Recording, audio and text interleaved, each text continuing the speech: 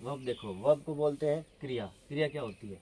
A word, एक ऐसा शब्द that is use to tell, जो यूज किया जाता है यह बताने के लिए, समथिंग कुछ, कुछ अबाउट ए किसी के, समथिंग अबाउट ए कुछ किसी के बारे में, किसके बारे में? ए पर्सन और थिंग,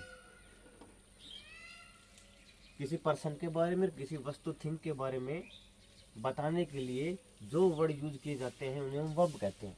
हालांकि आपने पहले अभी तक सीख रखा होगा कि verb is name of action, लेकिन ऐसा है नहीं, कंसेप्ट कुछ अलग है। देखो ये फंक्शन करती है क्या क्या? नंबर ए, एक्शन करती है ये, है ना। वर्ब एक्शन करता है, ये तो सबको पता है, नॉर्मल सी बात है। शी टीचेज अस इंग्लिश, यहाँ पे वर्ब ढूंढेंगे सेंटेंस में, हर सेंटेंस में हम वर्ब ढूंढेंगे क्योंकि वर्ब कर रहे हैं।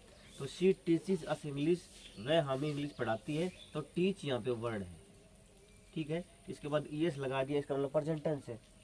He visited me last month, उसने मेरे को लास्ट मंथ विजिट किया, ये विजिटेड आ गया, विजिट के बाद ईडी लगा दिया, तो ये वर्ब के साथ ही लगता है। एस या एस, ईडी, आईएनजी, ये सब वर्ब के साथ ही तो लगते हैं, ठीक है। ये एक्शन कर रहा है, वह पढ़ाने का एक्शन कर रही है, और उसने लास्ट मंथ जो एक्शन किया, उसने जो लास्ट मंथ एक्शन किया वो मेरे को विजिट करने का किया, ठीक। ये एक्शन हो रहा है पढ़ाने में। मैं देखो ये एक्शन कर रहा हूँ, ये एक्शन है, हाँ भाव चल रहे हैं, मेरे जबान चल रही है, और वह लास्ट मंथ मेरे घर पे आया, मेरे को विजिट करने के लिए चल के आया, ये सब उसके शरीर की क्रिया हुई, एक्शन हुआ, ये एक्शन है। दूसरा है what is done to a person, ये पैसिव है, ये पैसिव का है, पैसिव कि एक पर्सन के साथ क्या किया जाता है। ही वॉज रिवॉर्डेड, एग्जाम्पल देखेंगे, he was rewarded, was plus verb की third form past participle. Monu was taught a lesson, was plus verb की थर्ड फॉर्म। हमें वर्ब तो ढूंढनी है, वर्ब यहाँ पे टॉट है, यहाँ पे रिवॉर्डेड है, ठीक है। लेकिन इससे पहले क्या आया हुआ है? वॉज। यहाँ पे is am are was verb के बाद अगर थर्ड फॉर्म आ रही तो मतलब पैसिव है। तो ही वॉज रिवार्डेड, इसको रिवार्ड दिया गया किसी के द्वारा, इसका मतलब उसके साथ क्या किया गया? What is done to a person, उसको रिवार्ड दिया गया।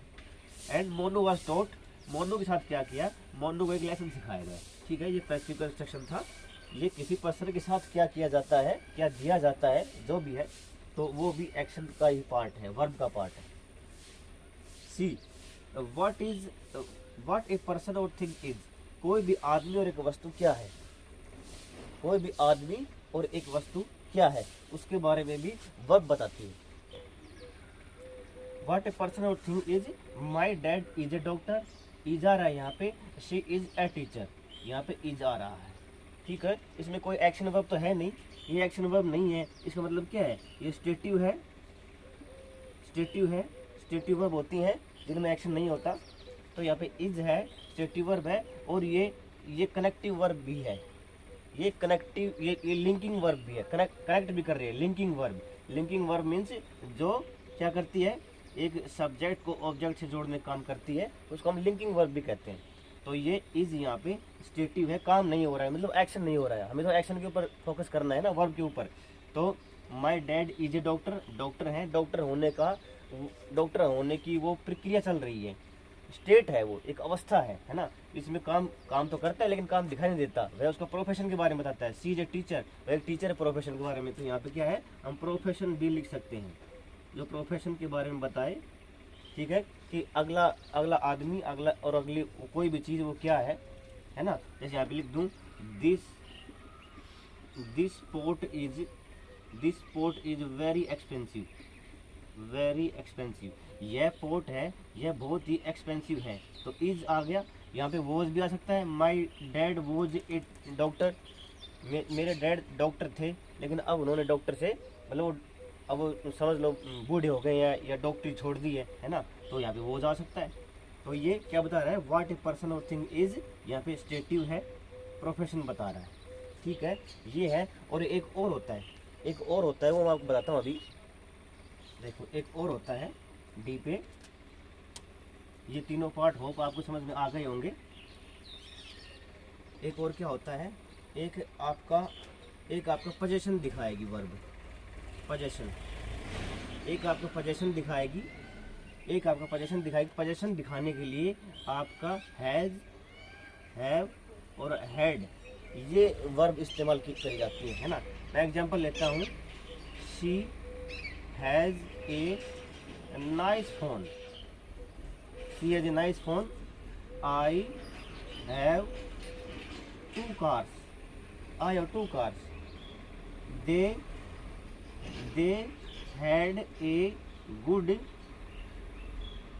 इमेज, है ना। हालांकि मैं थोड़े छोटे लिख रहा हूँ, वो आपको समझ में आ रहा होगा, मैं बोल रहा हूँ उसे समझ लेंगे आप।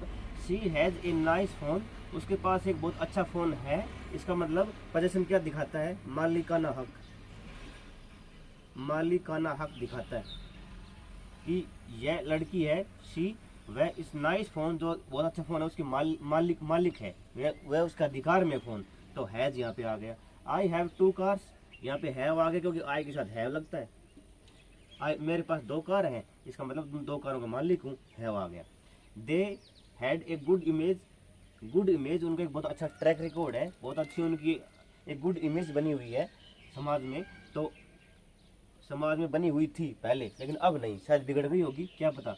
लेकिन पास्ट की बात कर रहा है तो पास्ट में हैड आता है। They had a good image, वे गुड इमेज के मालिक थे, पोजीशन में थे, ठीक है। तो हैज, हैव, हैड यहाँ पोजीशन में आता है और एज ए मेन वर्ब आ रही है, ये क्या आ रही है, as a main verb, as a main verb आ रही है। तो sir as a main verb आ रही है ये, तो हेल्पिंग वर्ब भी तो आती है। ये हेल्पिंग वर्ब कब आती है, हेल्पिंग वर्ब जब आती है जब परफेक्ट में, परफेक्ट में आती है हेल्पिंग वर्ब, ठीक है। प्रेजेंट परफेक्ट में आती है, she has bot A nice phone, she has bot A nice phone, ठीक है। I have given him money, मैंने उसको मनी दे दी है, ठीक। दे हैड प्लेड वेल, वो बहुत अच्छा खेले थे। तो यहाँ पे देखो हैज आ रहा है, हैव आ रहा है और हैड आ रहा है, लेकिन ये यहाँ पे मेन वर्ब नहीं है। मेन वर्ब किस में होती है, पोजीशन दिखाती है तब, और ये किसके साथ आ रही है, मेन वर्ब बोट है, गिवन है और प्लेड है, इससे पहले आ रही है इनको सपोर्ट करने के लिए, ठीक है। ये प्रेजेंट परफेक्ट में आ रही है और ये पास्ट परफेक्ट में, फ्यूचर परफेक्ट में भी आती है, विल है प्लस V3, शैल है प्लस V3, ठीक है। तो ये वर्ब के क्या फंक्शन है वो मैंने आपको बताया, होप आपको समझ में आ रहा होगा। इसके बाद, इस वर्ब के बाद मैं आपको दिखाऊं कौन कौन सी क्लास होती हैं, ऑर्डिनरी वर्ब होती हैं, ऑक्सिलरी वर्ब होती हैं, उनका क्लासिफिकेशन करूंगा, वो आपको बहुत अच्छे से समझ में आ जाएगा और हमेशा के लिए समझ में आ जाएगा, जिससे आप अपना खुद का लैंग्वेज क्रिएट करने लगेंगे, ठीक है। उसके बाद फाइनाइट, नॉन फाइनाइट और जीरेंट जो भी हैं, इसके जो काइंड्स हैं वो बताएंगे। उसके बाद सेंटेंस करवाएंगे, क्लासेज करवाएंगे। तो आज क्लास में आज इतना ही, तो इसको आप क्लास को देखें और नहीं समझ में आए तो मेरे को दोबारा बताएं, मैं दोबारा करवाऊँगा, इस क्लास में नहीं आया तो, है ना। तो होप, मेरे को पूरा उम्मीद है कि आपको इसमें ज़रूर समझ में आ गया होगा। आप इसको बार बार देखें, 1 बार नहीं, 2 बार नहीं, 3 बार ही, ज़रूर समझ में आ जाएगा, क्योंकि माइंड है ये एक बार में सभी चीज़ों को कैच नहीं करता, इसका माइंड का फंक्शन है, इसमें रिपीटिशन चाहिए इसको। तो आज के लिए इतना ही, थैंक यू।